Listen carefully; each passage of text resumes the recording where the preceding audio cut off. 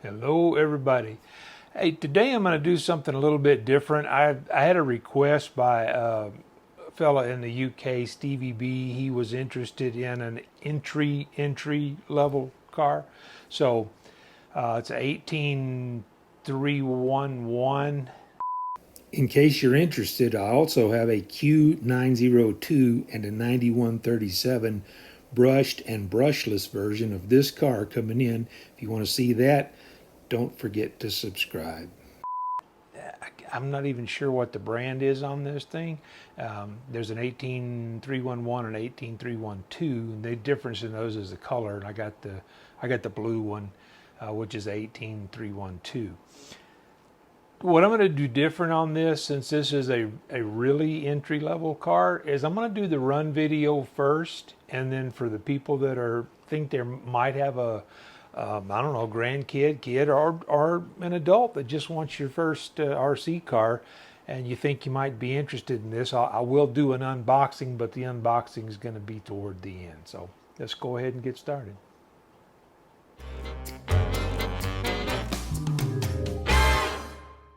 All right, we're going to give this a quick run before I run out of daylight. I don't even know if it had an advertised speed on the box. I'm guessing 15, 17 miles an hour, something like that, just to guess. I didn't put the screw in there. I thought that would snap into place. You know what? It doesn't snap into place. I got to go grab a screw and put in there. Actually, the servo's pretty responsive.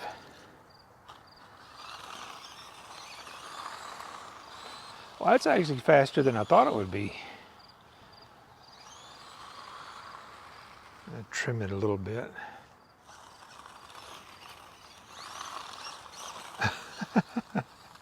The tires don't have a lot of grip. Man, I'm having a hard time getting it trimmed. There we go.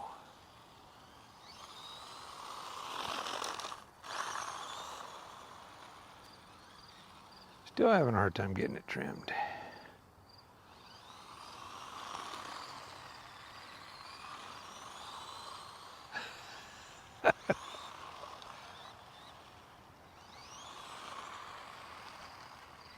I'm running out of daylight, so we're just gonna, maybe I'll throw a GPS on it. It wanders a lot. It's not wanting to go straight at all. That's why I'm having such a hard time trimming it.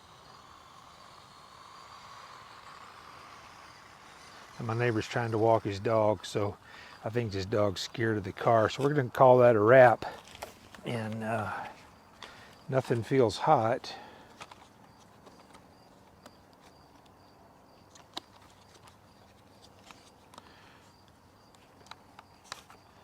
If I can get my fingers in here. Nothing's hot at all, so I don't know. It's a cute little thing. That's what we're gonna call this. A good entry car for somebody that's never had any car at all. And we'll talk a little bit more about it. Okay, I figured before I post this, I just want to do a quick speed test because I know somebody's going to want to know. And I don't have an answer for you. Figured we'll just go ahead and get this out of the way.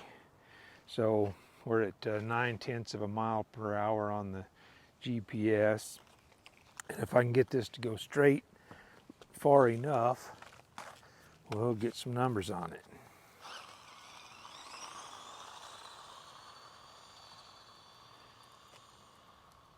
Pretty sure that's maxed out. I don't know, I'm looking at somewhere between 15 and 17, maybe.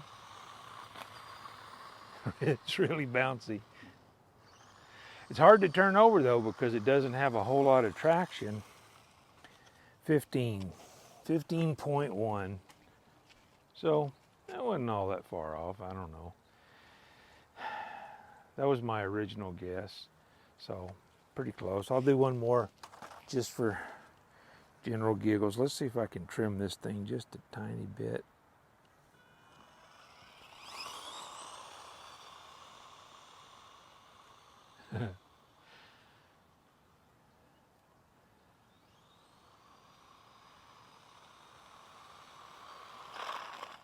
got really good brakes. Yeah, 15.2. Man, we stepped it up a notch. So that's what we're looking at. If anybody's interested in this for a beginner, you know, like I say, it's not a, it's an entry-level car. So I'm going to kind of leave it at that. If you know somebody that's interested in a specifically entry-level car, this might be okay. The one thing that I see on this car that would cause some problems is the charger, because you're getting 2 hours, 2.5 hours to charge it, and you get 20 minutes of runtime, and it's got a non-standard connector, so you can't just use another charger. So you're either going to have to build an adapter to use a better charger, maybe find another charger that is a little faster than the one that comes with it, or you're going to have to change the ends on it. And if you're really super entry-level person, you're probably not going to want to change those ends. They do, however, sell another battery. So if you had 2 of these batteries, you got 40 minutes of runtime. You're probably going to be tired of it in 40 minutes anyway. So those are my 2 suggestions. I'm going to go over a couple of points on this. These shocks, although they are what I think most people call a friction shock, it's got a metal arm. A lot of these are plastic arms. These actually have metal arms. But it is just a spring. I've called them a pogo stick. I don't know, some people do, some people don't. Overall, I'm going to say this is not for what it is, it's not a bad little truck. The battery charger that comes with it claims to take 2.5 hours, and that's pretty close to right. For what it is. The charger does work, and it does balance the batteries well, so we'll go with that for now. The steering, you know, it's kind of floppy. Had a tendency to wander a little bit, but in the dirt it probably wouldn't be as bad as it was on pavement. The motor that's in here is listed in the manual as a 380. I thought it was a 390. It's actually listed as a 380, and right now, I'll put a link to this, so if you want to take a closer look at it. I paid 48 something, and with the insurance and stuff, it was $50 delivered to me in the U.S. I just looked it up, and they actually have it on a flash deal for $43. I don't know how long that lasts, but for what it is, for somebody that's just getting into the hobby, or you've got a kid or a grandkid that you're wanting to maybe generate a little interest in the hobby, I really don't have any problem saying this one might be a fun one to get. Anyway, I've rambled on a lot longer than I should have about this little car, but for an entry-level car, I have no problems recommending this. All right, let's get this box opened up and see what's in it.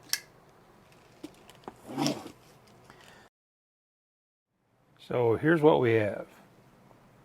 It's a 1/18 scale. See if it has a parts list in the back. Yeah, it actually does. It's got a parts list. So anything that you break, you should be able to reorder.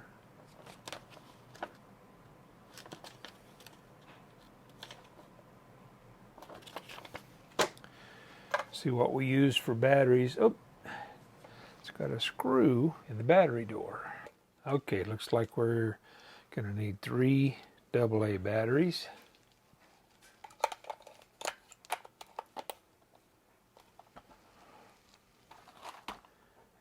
And the car also has a screw.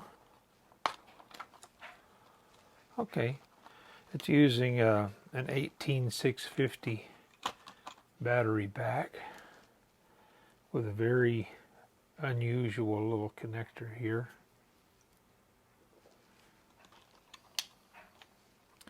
So I'm going to have to use a different charger than my hobby grade charger, because I'm going to have to charge this up with the balance lead. I'm guessing, let me look in the box here. It's included in here, and we have, appears to be extra drive gears, so the drive gears on this thing are plastic. But this is a very inexpensive car. So far, somebody that's just wanting to get started in the RC hobby, this is one way to get in. So we're going to go at it from what it is. Pull the body clips off of here.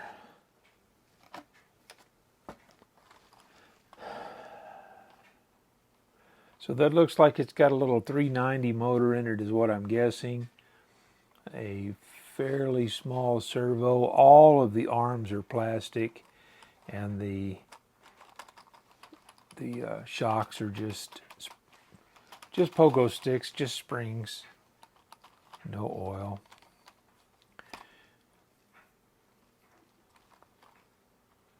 Tires are a little bit on the firm side, and I'm going to guess that probably the hexes are, they don't have hexes. I'm guessing that they actually just have pins in the rims. Nope, it's got little tiny hexes. It does. Okay, so it does have hexes on there. Has bushings. I didn't expect it to have bearings, since everything on it's plastic. It doesn't have plastic drive gears. I mean, it doesn't have metal drive gears. It has plastic. So I was kind of expecting. I actually didn't even expect hexes. It does have a differential because the tire is spinning in the opposite direction of this one. Same thing on this end. So it actually does have differentials front and rear. Very small servo. The motor has ventilation, but it's kind of sealed. You know, the gears are kind of sealed up, so it looks like it might be okay for running in the dust and things like that. So let me see what this battery's got in it and get this thing started to charge. And if this beeps really loud, I will edit the volume.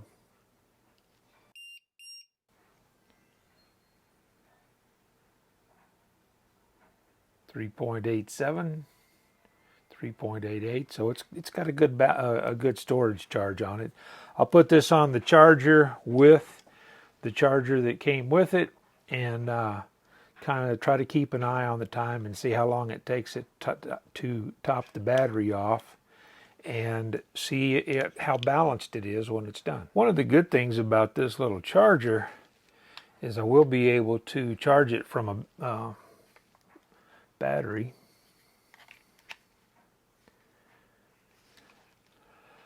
Okay, so you got a red light and a blinking green light, and I'll figure out either the green light's going to go solid, or the green light is going to quit blinking, or the red light's going to go off. It's going to do some combination of that, and I'll let you know what it does when it's done. Yeah, while the battery's charging up, we'll take a look at this. It's got a little interior in it. The interior actually is fairly detailed. Not enough room to put a driver in it or anything. And it's got some bracing in there. So, you know, the shell's not much overall, but with that bracing in there, it should be fairly durable. And I don't know, I can't tell if this has a skin on it or not. Most of them do, but it doesn't appear that this one does. No, I don't think so, because I don't see anything under the screws. So if it had a protective covering on it, it appears that they've already peeled it off. So yeah, I'm not seeing any fluff anywhere. So I'm pretty sure not. So I'm going to go ahead and put the body back on so that whenever the battery's charged up, and right now it is still blinking green, and my main battery is still fully charged. All four LEDs are still on. So we'll check it here in just a little bit and see what we got. I want to thank all of my subscribers, and if you have any questions about this that I didn't answer, throw them in the comments and I'll get to them as quick as I can. So appreciate everybody, and I'll catch you guys down the road.